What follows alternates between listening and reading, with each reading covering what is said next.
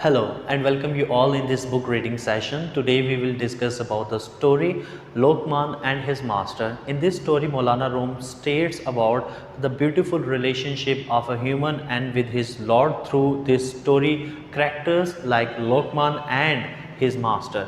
So this story is a full of metaphors and symbolic representation. Let's start our story. Lokmanya and his master. अब लोकमान जो है ये हम अगर बात करें इसे लुकमान कहेंगे तो आपको ये समझने में आसानी हो जाएगी। इसको लुकमान उर्दू में हम लोग कहते हैं, ठीक है।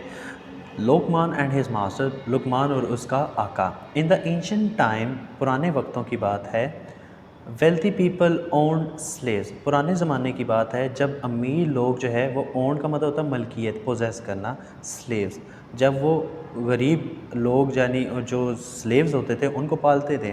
Long man belong to a kind of a loving master, और इसी तरह से जो लोकमान था, जो लुकमान था, वो भी एक नहायत रहम दिल और मेहरबान किस्म के आका के साथ था, यानी कि लोकमान जो था वो उसका जो ग़ुलाम था। The master had witness his devoted, witness का मतलब होता है गवाह होना, ऑब्जर्व करना, वॉच करना। कहते हैं उसका आका भी इस बात का गवाह था। His devoted slave perform, devoted का मतलब होता है लॉयल होना, फेथफुल होना, ईमानदार होना। His devoted slave perform his duty without fail and with total honesty and loyalty through the years. अब लॉयल्टी से मुराद वफादारी, डिवोशन है या एलिजेंस है। अब वो यहाँ पे कहता है कि उसका मालिक भी इस बात का गवाह था कि उसका जो ग़ुलाम है, उसका वफ़ादार ग़ुलाम अपने तमाम ड्यूटीज़ जो हैं वो अच्छे तरीके से परफॉर्म करता है और वो अपने मामलात में बिल्कुल ईमानदार और वफ़ादार है। He was a devoted to long man as slave was devoted to him, वो इसी तरीके से वो लोकमान के साथ ईमानदार था जैसे कि लोकमान जो लुकमान है वो अपने मालिक के साथ ईमानदार था।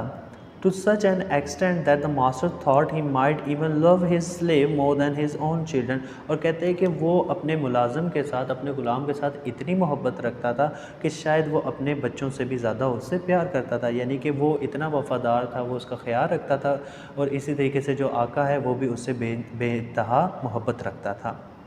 Although Lokman was only a slave, he had many qualities of highly spiritual person. Spiritual का मतलब होता है रूहानी, religious या divine। कहते हैं कि लोकमान जो है वो एक ग़ुलाम ज़रूर था, लेकिन उसमें ऐसी बहुत ज़्यादा क्वालिटीज़ थी, ऐसी बहुत ज़्यादा सलाहियतें थीं कि शायद वो काफ़ी एक बड़ा रूहानी इंसान भी था, यानी उसका कनेक्शन अल्लाह तबारक ताला के साथ था और वो रूहानी इंसान भी था। His master was so fond of him that he refused to touch any food before allowing Lokman to taste it first। और वो कहते हैं कि वो इतना ज़्यादा उसका मालिक उसका गर्विता था, इतना उससे पसंद करता था कि वो तो कोई खाना भी तब तक नहीं खाता था जब तक लोकमान उसे खुद पहले टेस्ट ना कर ले। If the slave didn't eat what was offered to him, the master would throw the food away without touching it. और अगर लोकमान उससे नहीं खाता तो उसका आका जो था बिना उस खाने को चखे हुए वो उसको फेंक देता था।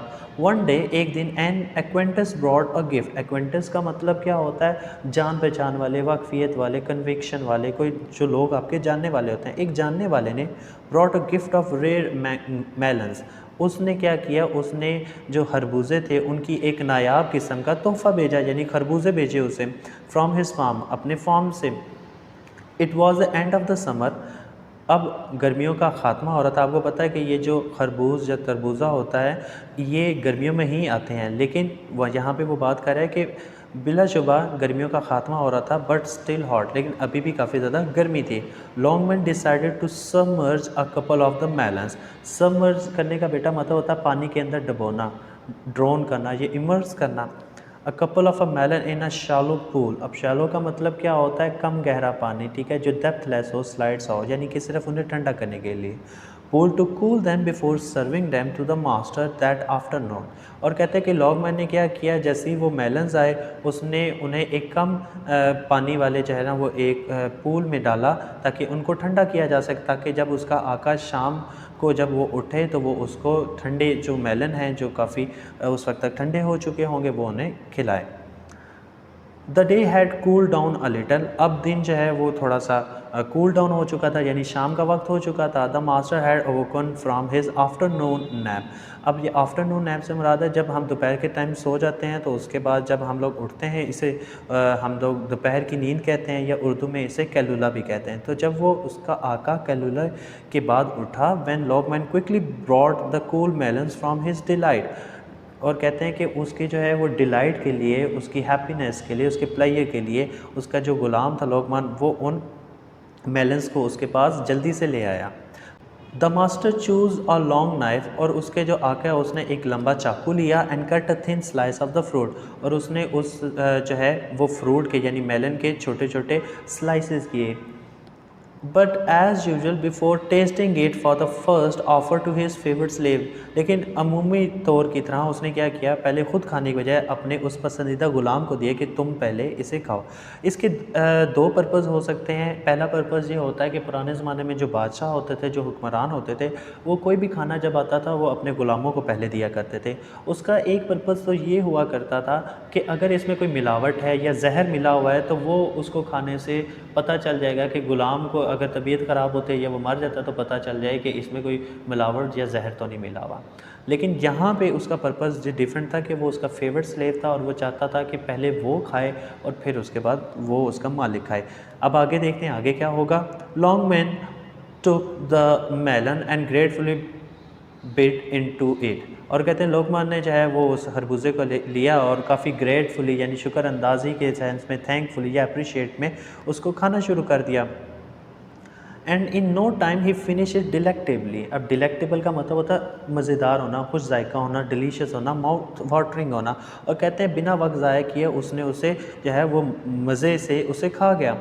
When the master saw how much he had enjoyed the first slice, और जब उसके मालिक ने देखा कि उसने कितने मज़े से जो है वो इसकी स्लाइस, इसके टुकड़े को खाया है, he cut him another, उसने उसे एक और उसका मेलन का टुकड़ा काट के दिया ताकि वो उसे भी खा ले।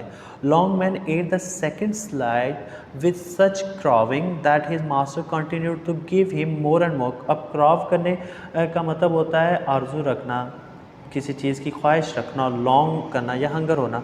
जब उसके मालिक ने ये देखा कि उस लोकमान ने जो सेकंड स्लाइस भी, उसको जो दूसरा टुकड़ा भी दिया था, उससे भी कितने जो है ना वो खुशी के साथ, क्राव के साथ वो खाने शुरू कर दिया, तो उसने he gave him more and more, तो वो उसे और से ज़्यादा और उसके टुकड़े देता गया।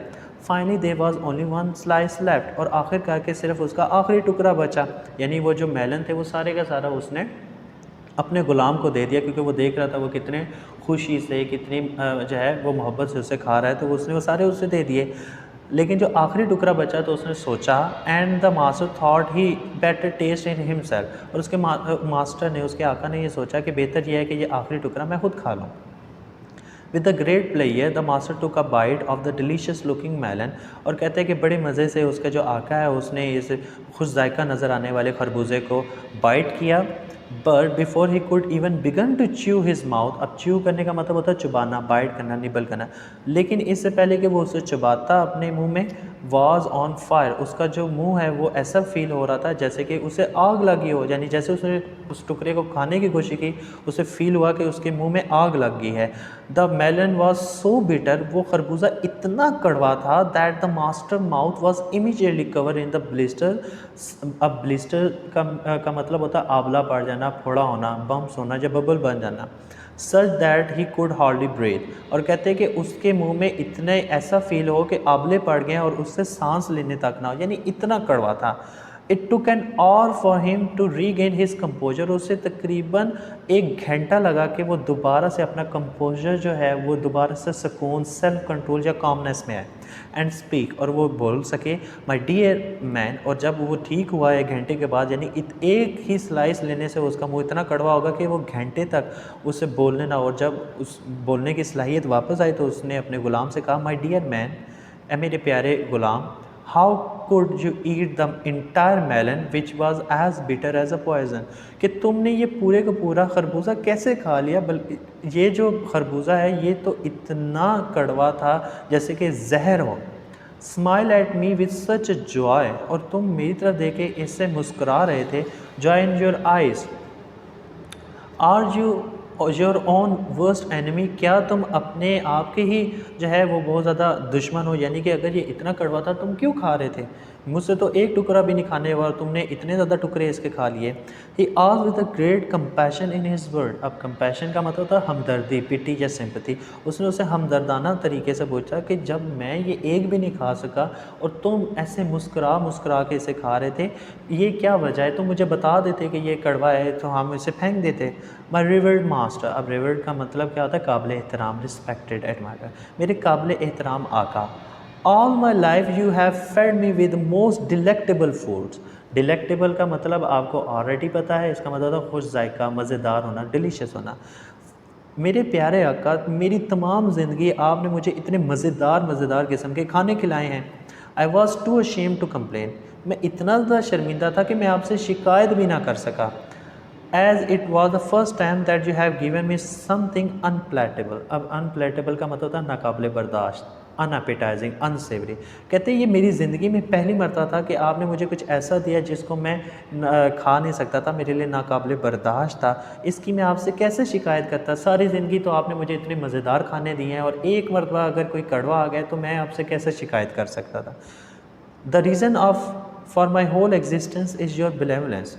और कहते हैं कि मेरी तो सारी ज़िंदगी ही आपकी जो है ना उस रहम दिली की वजह से, आपकी हमदर्दी की वजह से मैं ज़िंदगी को साथ, यानी कि आप इतने मेरे साथ मोहब्बत रखते हैं, इतनी हमदर्दी रखते हैं, मेरी तो ज़िंदगी ही आपकी वजह से है।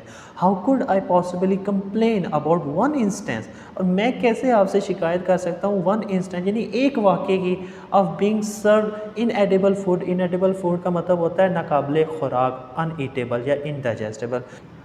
कि मैं आपसे कैसे इस चीज़ की शिकायत कर सकता हूँ कि ज़िंदगी में सिर्फ़ एक मरतबा आपने मुझे एक ऐसा खाना दिया जो शायद मैं नहीं खा सकता था।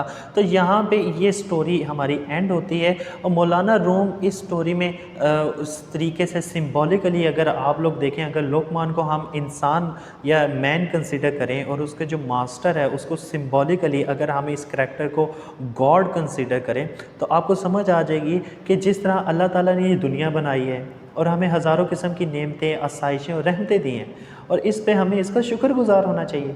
जैसे कि एक वलीउल्लाह का कहना है कि खुदा की नेमतें खा खा के दांत टूट गए हैं, मगर शिकवा करने की आदत कभी भी नहीं गई। अगर ये होता या ये भी मिल जाता, इस तरह की बातें हम सारी ज़िंदगी करते रहते हैं। तो जब खुदा हमें इतनी नेमतें देता है और अगर कोई हम पे मुसीबत कभी ज़िंदगी में एक मरतबा आ जाती है तो हमें उसका शिकवा तो नहीं करना चाहिए, जैसे एकदम से इंसान नाशुक्रा हो जाता है कि ये मुसीबत मेरे लिए क्यों आपने दी है।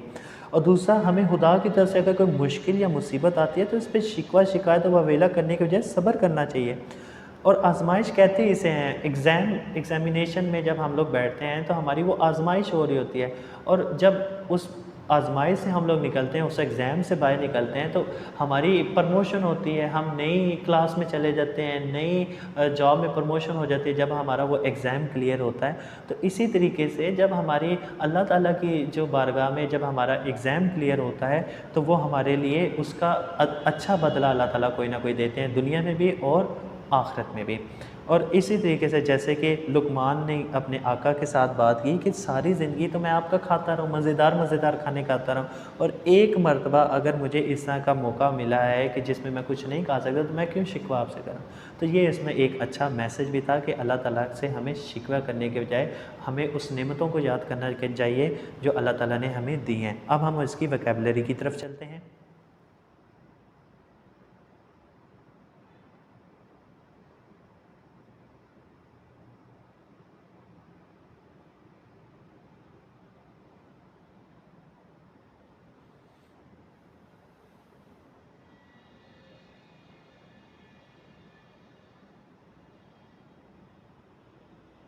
Thank you for watching this whole video.